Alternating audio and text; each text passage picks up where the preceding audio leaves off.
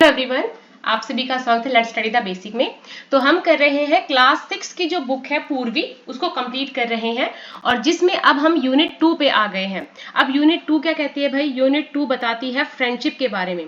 तो इस यूनिट 2 में आप जितनी भी स्टोरीज पढ़ोगे वो रिलेटेड होगी किससे? फ्रेंडशिप से रिलेटेड। ओके, किसी की भी दोस्ती, चाहे वो इंसानों के बीच में है, एनिमल्स के बीच में है, आप उसके बारे में जानेंगे। तो इस चैप्टर का नाम है द अनलाइकली बेस्ट फ्रेंड्स, जो हमने रीड कर लिया है कि कितनी खूबसूरत दोस्ती थी एक एलिफेंट और एक डॉग के बीच में। ठीक है, अब इसके क्वेश्चन से कर लेते हैं, बहुत ही इजी है। So let us think and reflect. आपको सोचना है और फिर बताना है। तो सबसे पहले हमें एक पैसेज दिया गया है जिसको ध्यान से पढ़ना है। क्यों? क्योंकि ये चैप्टर से ही है। So in spite of royal comfort, कि इतना सब एक रॉयल राजसी कंफर्ट होने के बावजूद भी, इन स्पाइट बावजूद भी, गजराज वो सैड, गजराज दुखी था, because he had no friends, उसके कोई दोस्त नहीं थे। द माहोत और एलिफेंट ट्रेनर, जो माहोत था वो कौन है? एलिफेंट ट्रेनर है।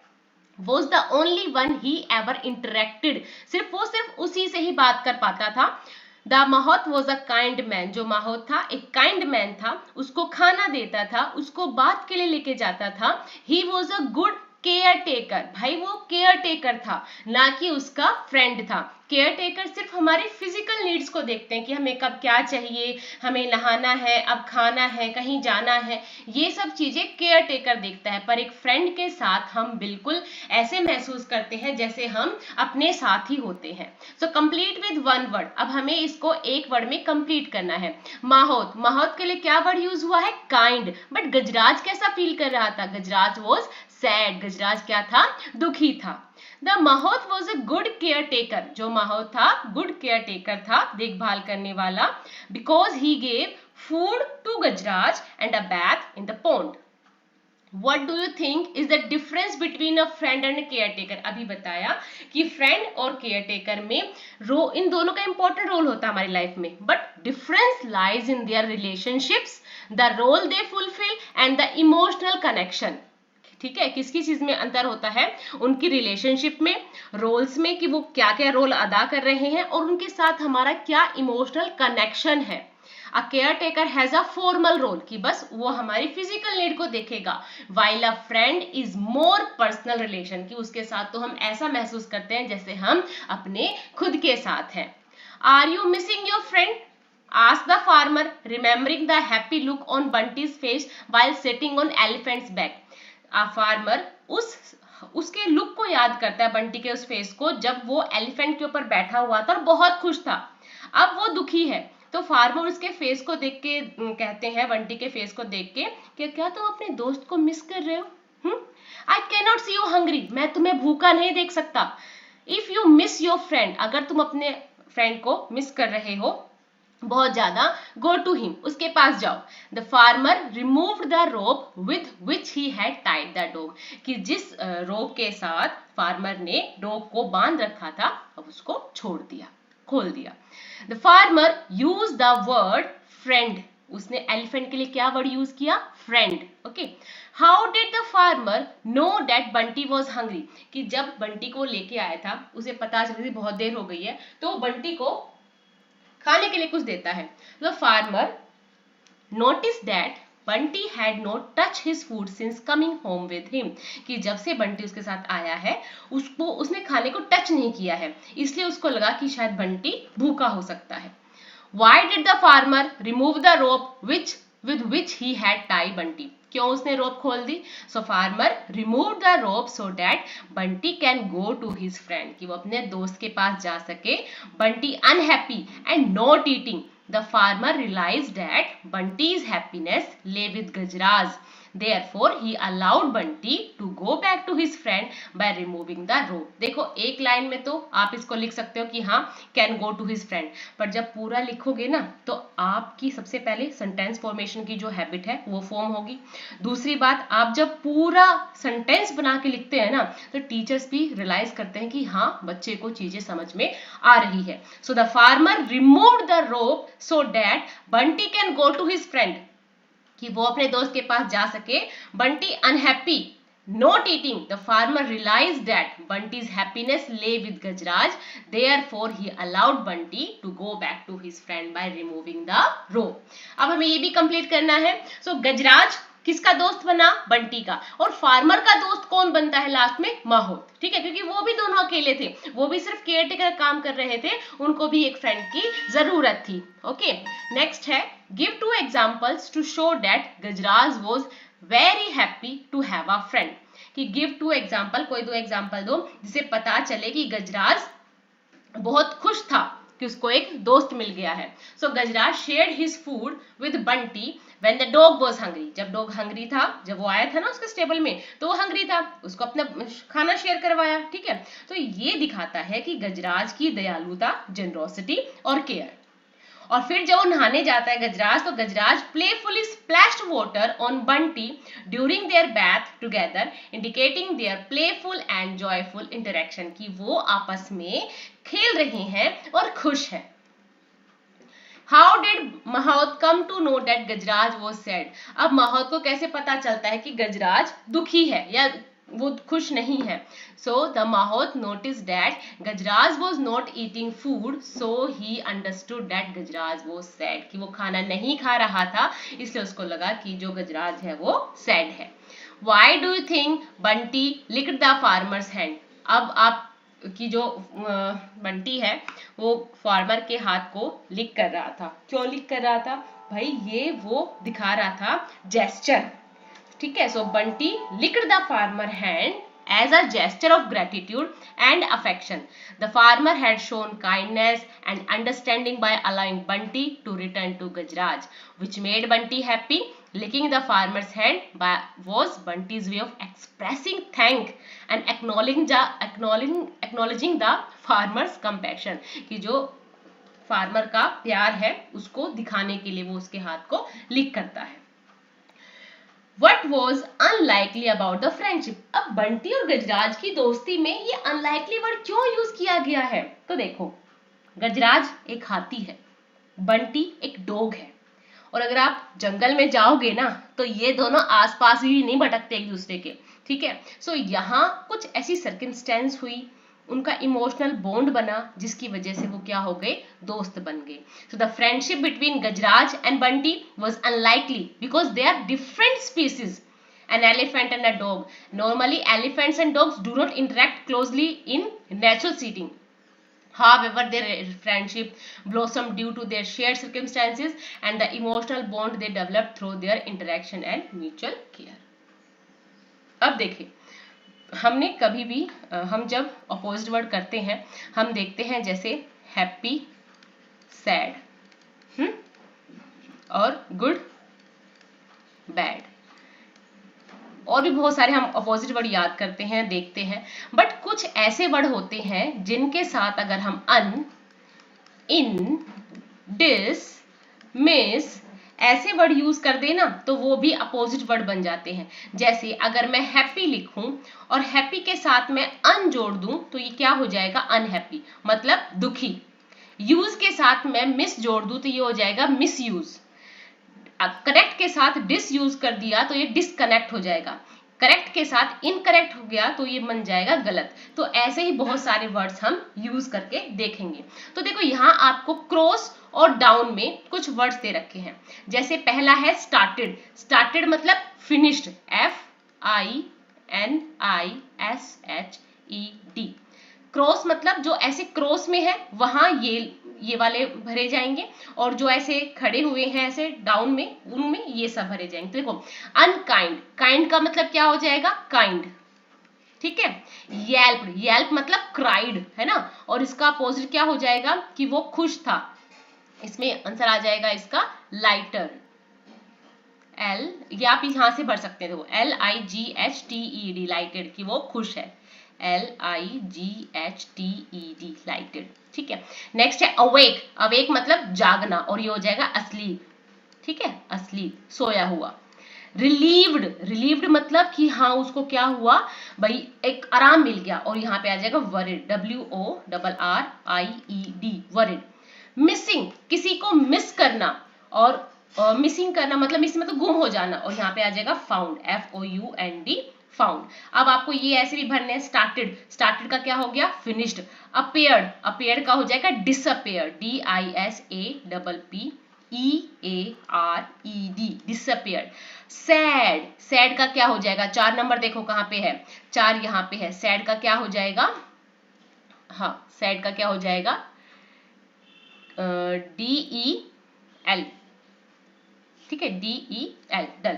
नेक्स्ट है अनटच्ड, अनटच्ड में क्या आ जाएगा, फिफ्थ देखिए कहाँ पे है, फिफ्थ ये रहा, touched, untouch, touch, TOUCHED, touched.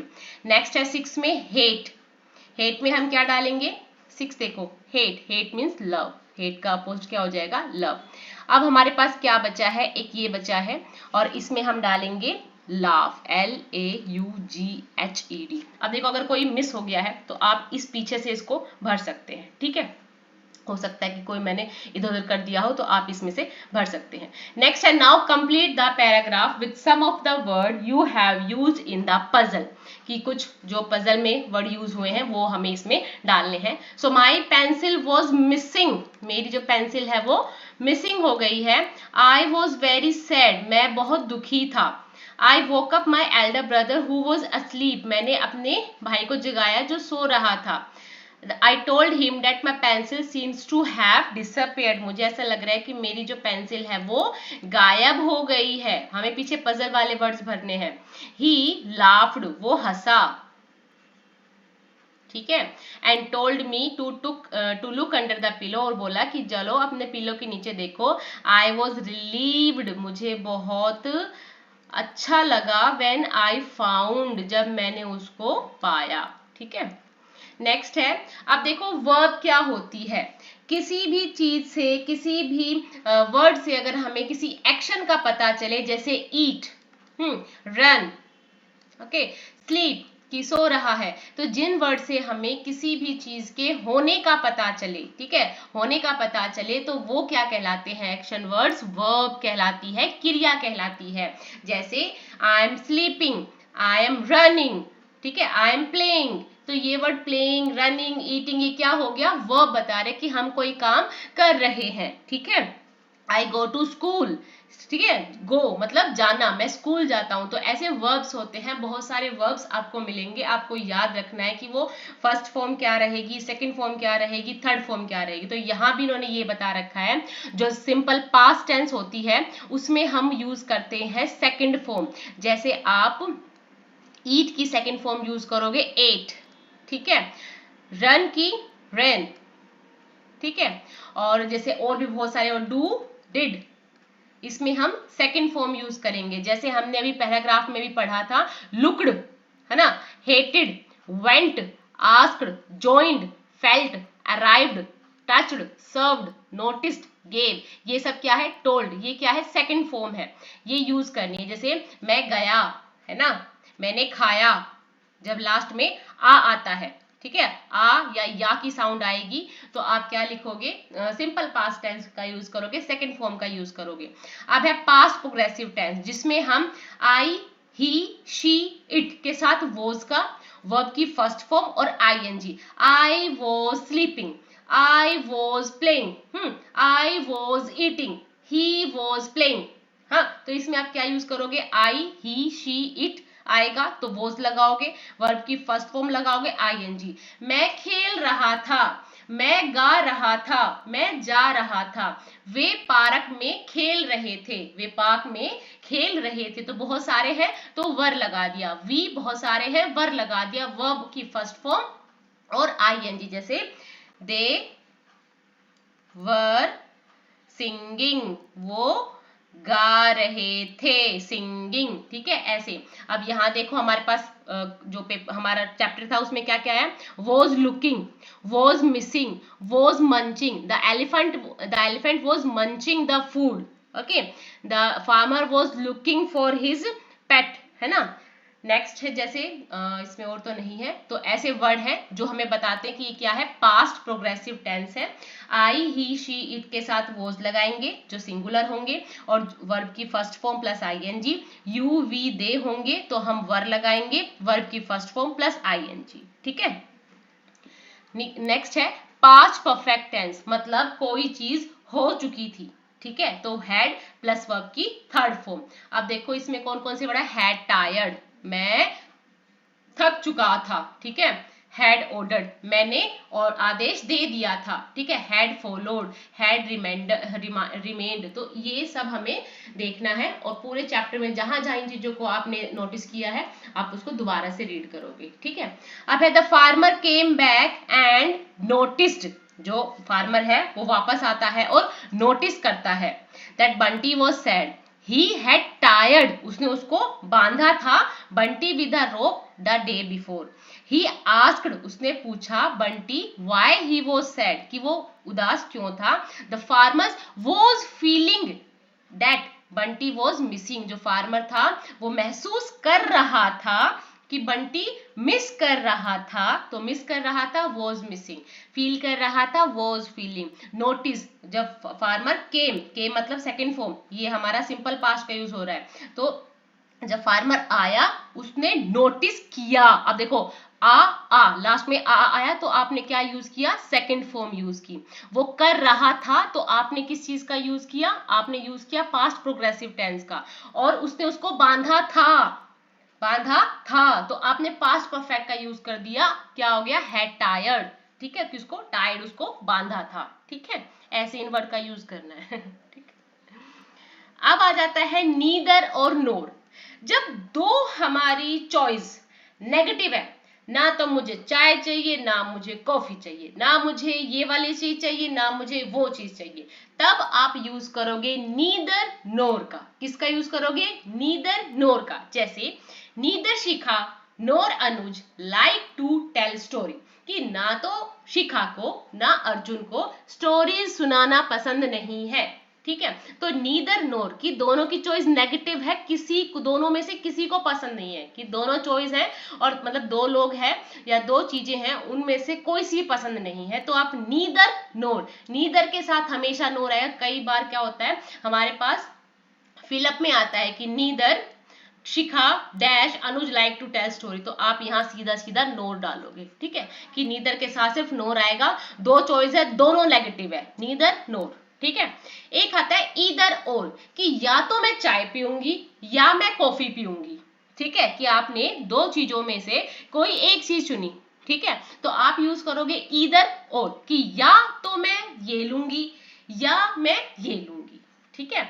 तो अब और सारे हम बहुत सारे हमारे पास क्या है एग्जाम्पल्स है वो देख लेते हैं। ईदर भावेश और आभा मेड दिस पेंटिंग, की या तो आभा या भविष्य या भावेश इस पेंटिंग को बनाएंगे या बनाया, इसने बनाया है, इन दोनों में से किसी एक ने बनाया है, ठीक है। Neither Shikha nor Anuj like to tell story, अब इसमें तो दोनों की नेगेटिव थी कि इनमें से किसी ने नहीं बनाया, ठीक है। इधर भावेश और आभा मेड दिस पेंटिंग, की दो लोग हैं भावेश या आभा, इनमें से किसी ने पेंटिंग को बनाया है, मेड आया है सेकंड फॉर्म, ठीक है। Neither in NOR it's competitor offer this unique course. अब आप ऐसे बहुत सारे एग्जाम्पल्स और लिख सकते हैं, आप अपने पेरेंट्स की भी हेल्प ले सकते हैं कि मम्मा हमें नीदर नोर ईदर और के और सारे जो एग्जाम्पल्स हैं वो आप खोज के दिखा सकते हैं, गूगल्स करके दिखा सकते हैं, बट समझ लो नीदर नोर दो नेगेटिव ऑप्शंस हैं, कोई भी पसंद नहीं है, इधर और दो चीजों में से आप कोई भी एक चॉइस कर सकते हैं, ठीक है, या आप दोनों में से कोई भी कर सकते हैं। इधर और or use to present two possible choice, कि इनमें से या तो ये या ये, ठीक है। लिसन लेट अस लिसन, ठीक है। You will listen to a story about unlikely friend, हमने ये स्टोरी पढ़ी है, अब एक और स्टोरी है जो एक काउ और लियोपर्ड की है। So leopard is a wild animal but it became a friend of a cow when the leopard grew up it left the village it came in the night, वो रात में आता था मिलने के लिए। The leopard would sit beside, कि गाय के बिल्कुल ऐसे बैठ जाता साथ में। They also play together. Villagers की जो गांव वाले थे वो बहुत ज्यादा हैरान थे उनकी दोस्ती को देख के, क्योंकि गाय ने शायद उसको जब छोटा होगा ना, जब उसको अपने कब की तरह पाला होगा, अपने बच्चे की तरह पाला होगा, इसलिए उस लियोपर्ड को लगता है कि यही मेरी माँ है, ठीक है। जानवरों में इतनी समझ नहीं होती कि वो हमारी तरह देखे कि ये हमारी माँ है या नहीं है। वो अगर उनको कोई प्यार मिलता है तो वो एक दूसरे से प्यार करने लग जाते हैं। तो हमें इनको अरेंज करना है। पहला the cow took care of the leopard cub as a mother. Second होता है the leopard left the village after growing up. फिर होता है the leopard came to meet the cow at night. The leopard stopped coming regularly, कि रोज नहीं आता पर रात को उससे मिलने वो कई बार आ जाता है। अब देखो, अब आप अपने किसी फ्रेंड का नाम लिख सकते हैं। आपको क्या पसंद है, आपके फ्रेंड को क्या पसंद है वो लिखोगे। फिर लिखोगे आप दोनों को क्या पसंद है। तो हम इसको फिल कर लेते हैं कि मेरा नाम नेहा है और मेरी फ्रेंड का नाम है, मेरे फ्रेंड का नाम रवि है। ठीक है, मुझे बुक्स को रीड करना पसंद है, चेस खेलना पसंद है, मेरी फ्रेंड या मेरे दोस्त को ड्राइंग करना पसंद है, टेनिस खेलना पसंद है, और हम दोनों को क्या पसंद है, आइसक्रीम खाना और पार्क में प्ले करना। ठीक है, so my friend and I like to play, both of us want to बोल। ठीक है, कि हमें क्या पसंद है, want to go to park. ठीक है, कि हमें पार्क में जाना पसंद है। ठीक है, I like to bat but my friend like to bowl, कि मुझे तो बैट पसंद है, बैटिंग करना पसंद है, पर मेरे दोस्त को बॉलिंग करना पसंद है। We are different as she is a girl, कि हम दोनों डिफरेंट है, कि मैं तो एक बॉय हूँ और वो एक लड़की है। मतलब यहाँ ये दोस्त अपने बारे में बता रहा है। ठीक है, सो लेट अस राइट। अब हमें इन वर्ड्स का यूज करके कुछ सेंटेंस फॉर्म करना है। So my friend and I are the same age we share a love for adventure, कि हमें एडवेंचर करना पसंद है दोनों को। But I tend to be more spontaneous and she is more planned and organise, कि मैं तो हमेशा स्पॉन्टेनियस ही रहती हूँ, वो बिल्कुल प्लान होके ऑर्गेनाइज करके काम करता है। वी बोथ वैल्यू ऑनेस्टी, कि हम ईमानदारी की पूरी वैल्यू करते हैं, पर जो बेईमानी करता है हम उसके बिल्कुल खिलाफ है। ठीक है, unlike me she is more of A doer rather than a dreamer, कि जैसे हम हैं वो बहुत ज्यादा काम करने वाली है, मतलब हर चीज को पूरा ऑर्गेनाइज करके काम करती है, मैं एक थोड़ा ड्रीमर हूँ। ठीक है, मतलब मैं सोचता ज्यादा हूँ। Neither of us sees these difference as a barrier of our friendship, कि हम दोनों इन चीजों को एज अ बैरियर नहीं देखते। उसके पास उसकी कुछ अच्छी क्वालिटीज है, मेरे पास मेरी क्वालिटीज है, हाँ, इसलिए हम दोनों फ्रेंड्स हैं। अब आपको यहाँ इंट्रोड्यूस किया जाता है जातक टेल से। जातक टेल्स ये बुद्धिस्ट के टाइम की स्टोरीज हैं और इसमें बहुत सारी स्टोरीज है, शायद आपके पास होगी भी, मेरे पास तो बुक्स हैं, बहुत सारी बुक्स हैं जातक टेल्स की, जो ऐसी स्टोरीज है छोटी छोटी जो वैल्यू और विजडम फील कराती है, कि आपके अंदर इतनी जनरसिटी होनी चाहिए, इतनी बुद्धिमत्ता होनी चाहिए, इतनी वैल्यूज होनी चाहिए। तो छोटी छोटी स्टोरीज हैं, एनिमल्स से रिलेटेड भी है, ह्यूमन बीइंग से रिलेटेड है, किंग क्वीन से रिलेटेड है, तो बहुत सारी है। तो आज जो हमने स्टोरी पढ़ी ना एलिफेंट और डॉग की, वो भी वहीं से ही ली गई है। ठीक है, तो आप खुद से उसमें से कोई एक स्टोरी रीड करो और उसको लिख दो। तो मैंने तो एक और स्टोरी पढ़ी मंकी और क्रोकोडाइल की, उनकी दोस्ती की, कि एक मंकी और क्रोकोडाइल दोनों साथ में रहते थे। ठीक है, साथ में। So a clever monkey lives on a fruit tree by a river, he befriend a crocodile and shares fruits with him, कि जो एक मंकी था नदी के किनारे पेड़ पे रहता था, जामुन के पेड़ पे रहता था। ठीक है, और जो क्रोकोडाइल है उससे उसकी दोस्ती हो जाती है, वो उसको अपने फ्रूट्स खाने को दे देता है। अब क्रोकोडाइल की वाइफ को बहुत जेलसी हो जाती है, वो चाहते कि वो उस मंकी को खा जाए, तो वो अपने पति को कहती है, क्रोकोडाइल कहती है कि जाओ मंकी को लेकर आओ। The crocodile invite the monkey to his home, कि वो उसके अपने घर बोलते कि चलो मैं तुम्हें दावत पे लेके जाऊंगा। But the monkey senses danger, पर मंकी को थोड़ा सा क्या हो जाता है, डेंजर महसूस हो जाता है। He tricks the crocodile by saying he left his heart on tree and needs to go back to get it, कि मैं अपना दिल तो वहां पेड़ पे ही छोड़ के आ चुका हूँ, वापस जाना पड़ेगा, लेके आना पड़ेगा। The monkey quickly escape and learn to be cautious, कि अब मंकी भाग के दिल से भाग जाता है वहां से, जैसे ये नदी पास आती है, और बिल्कुल अलर्ट हो जाता है। This story teaches the value of wit and wisdom in overcoming challenges, कि चाहे कितनी भी मुश्किल आ जाए, हमें अपनी बुद्धिमत्ता से, अपनी बुद्धिमानी से उस प्रॉब्लम से निकल जाना चाहिए। तो ऐसी आप और भी बहुत सारी स्टोरीज लिख सकते हैं। अब यहाँ पे आता है एलिफेंट। तो देखो एलिफेंट का हमारे कल्चर में, हमारी संस्कृति में बहुत बड़ा रोल है। पहली बात है कि हमारे जो पूर्वज हैं या जो हमारे भी बिलीफ है, हम एलिफेंट को भगवान गणेशा से जोड़ के देखते हैं। ठीक है, उनको एक एसोसिएट मानते हैं। तो हमारी सोसाइटी में, हमारे कल्चर में एलिफेंट्स का बहुत इंपॉर्टेंट रोल है। ठीक है, बट धीरे धीरे कुछ चैलेंजेस भी आ रहे हैं, कुछ चेंजेस भी आ रहे हैं। तो देखो हिस्टोरिकल सिग्निफिकेंस तो यही है कि जब राजे नवाबे बैटल्स पे जाते थे, ये डिस्कस के लिए बेटा, ऐसा लिखने के लिए नहीं, डिस्कस के लिए है, आपको बताने के लिए कि एलिफेंट्स का जो सिग्निफिकेशन है वो आज नहीं है, बहुत पहले से है कि राजा नवाबे होते थे, वो भी अगर लड़ाई करने जाते थे, बैटल्स में जाते तो एलिफेंट्स के ऊपर सवारी करके जाते। और यहाँ भी हमने सुना है कि जो एलिफेंट है वो किसका है, राजा का है, और राजा उसे बहुत प्यार करते थे और बोला गया था कि भाई इसका अच्छे से ध्यान रखा जाए। तो और अगर कोई हैवी चीजें हैं, कंस्ट्रक्शन का काम चल रहा है, तो वहां भी एलिफेंट का यूज किया जाता था। और हमारे हिंदुज्म में तो इसको बहुत ही पवित्र स्केर्ड चीज मानी गई है, स्केर्ड एनिमल माना गया है, associated with Lord Ganesha, Ganesha से उनको जोड़ के देखा जाता है।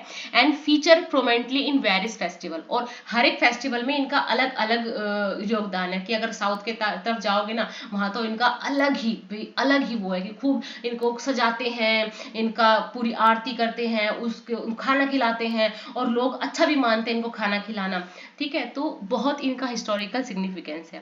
बट आज के टाइम में क्या हो गया है कि डिफोरेस्टेशन ज्यादा हो गई, मतलब डिफोरेस्टेशन होता है कि जंगलों को काट दिया गया है, अर्बनाइजेशन हो गई, शहर शहर बनाए जा रहे हैं, तो उससे क्या होता है, एलिफेंट का जो रहने का एरिया है ना वो रिड्यूस होता जा रहा है। इसलिए सरकार बहुत सारी वाइल्ड लाइफ सेंचुरीज बना रही है, ऐसी एंटी पोचिंग मेजर्स करिए। एंटी पोचिंग क्या होता है कि जो पोचर्स होते हैं ना, हंटर्स होते हैं, वो हाथियों को पकड़ के उनको मार के उनके दांतों को निकाल देते हैं, उनकी स्किन को निकालते हैं, और भी जो इंपॉर्टेंट चीजें होती है उनको निकाल लेते हैं। और इससे क्या होता है, धीरे धीरे जो एलिफेंट्स की जो संख्या है वो कम हो रही है।